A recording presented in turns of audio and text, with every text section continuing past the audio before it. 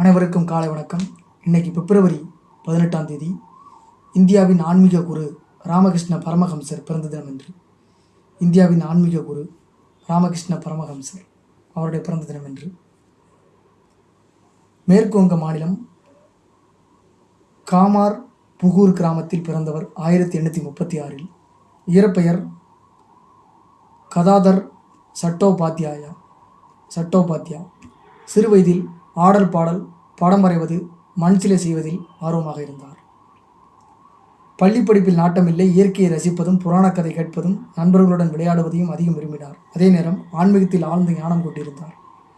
தந்தை காலமானதும் தாய் மற்றும் அண்ணன்களின் பராமரிப்பில் வளர்கிறார். நண்பர்களுடன் சேர்ந்து நாடகக்குழு நடத்தி வந்தார். இவரை தன்னுடன் கல்கத்தாவுக்கு அழைத்து சென்றார் அண்ணன். அங்கு அவரது பாடசாலையில் கல்வி கற்றதுடன் அவருக்கு உதவியாக வீடுகளுக்கு சென்று பூஜ்யம் செய்தார். தட்சிணேஸ்வரம் பவதாரிணி காளி கோயிலில் அர்ச்சகர் வேலை கிடைத்தது. தங்குவதற்கு அறையும் ஒதுக்கப்பட்டது.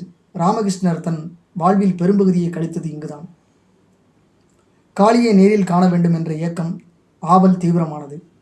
கடும் தியானம் மேற்கொண்டும் அது கைகூடாததால் காளி கையில் இருந்த வாளை உருவி உயிரை மாய்த்து கொள்ளவும் முயன்றார். உடனே சுயநினைவை இழந்ததாகவும் ஒரு பேரானந்த ஒளி தன்னை ஆட்கொண்டதாகவும் குறிப்பிட்டிருக்கிறார். இதற்கு பிறகு அவரது நடவடிக்கைகள் அசாதாரணமாக இருந்தன. பித்து பிடித்து விட்டதாக பயந்து போன அம்மா திருமண ஏற்பாடுகளை தொடங்கினார்.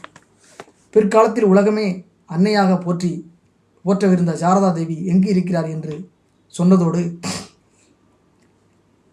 அவரையே மனம் செய்து வைக்குமாறும் கேட்டுக்கொண்டார். ராமகிருஷ்ணர் அனைத்து பெண்களையும் காளியின் அம்சமாகவே போற்றியவர். தன் மனைவியையும் அலங்கரித்து பூஜை செய்து அவரது காலில் விழுந்து வணங்குவார்.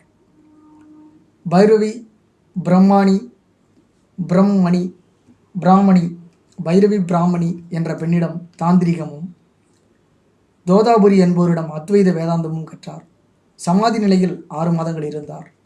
ராமர், கிருஷ்ணர், கீதை, ராதையின் காட்சி கிடைத்ததாக கூறியிருக்கிறார். இவர் புகழ் பரவியது. ஏராளமான பக்தர்கள் குவிந்தனர். அவர்களில் முக்கியமானவர் சுவாமி விவேகானந்தர். தன்னை நாடி வருவோருக்கு எளிமையான ஆன்மீக தத்துவ யதார்த்த கதைகளை கூறி மகத்தான விஷயங்களை புரிய வைப்பது ராமகிருஷ்ணரின் வழக்கம். இவரது உபதேசங்கள் உபதேசத்துக்கு சமம் என்பார் விவேகானந்தர்.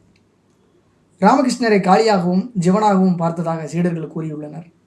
ராமனாக கிருஷ்ணனாக வந்தவன்தான் இப்போது ராமகிருஷ்ணனாக வந்துள்ளான் என்று தன்னிடம் அவர் கூறியதாக விவேகானந்தர் குறிப்பிட்டிருக்கிறார். 19ஆம் நூற்றாண்டில் இந்தியாவில் வாழ்ந்த ஒப்பற்ற ஆன்மீக குருவும் வங்கம் தந்த ஆன்மீக போராளியுமான